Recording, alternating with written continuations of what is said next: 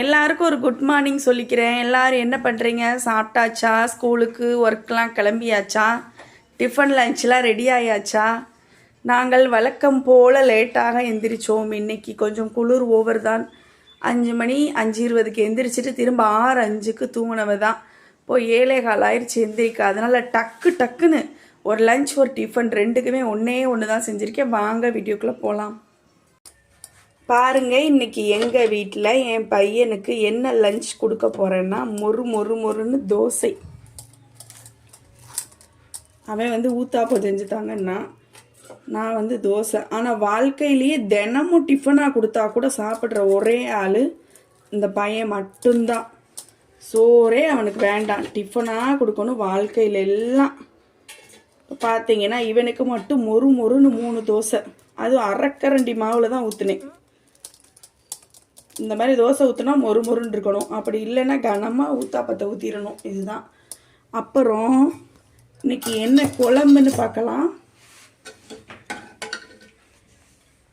நேற்று வச்ச சாம்பார். ஆனால் லேட்டாக எழுந்திரிச்சாலும் நம்ம ஏதாவது ஒன்று வச்சுருப்போம்ல அடிஷ்னலாக, இது இல்லைன்னா அதுன்ற மாதிரி. அந்த மாதிரி இதை ஒன்று போட்டாச்சு.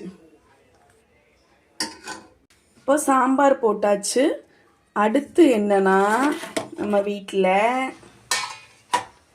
நேற்று வாங்கின கலப்பு மீன் பொரியல். இதை கையிலே எடுத்துடலாம். அதுவும் 2 மிச்சம் இருந்துச்சு, சரி பொரிச்சு கொடுத்தாச்சு. அதுவும் இன்றைக்கி எங்கள் வீட்டில் இதுதான். என் பையனுக்கு டிஃபனும் இதுதான், லஞ்சும் இதுதான். பிடிச்சிருந்தா லைக் பண்ணுங்கள். பார்த்தீங்கன்னா அவனே இன்றைக்கி டிஃபன் கட்டுறான். எல்லாம் நான் தான் போட்டு வச்சேன். இதையாவது பழகட்டும். ஆம்பளை பையன் எந்த வேலையும் செய்ய மாட்டுது.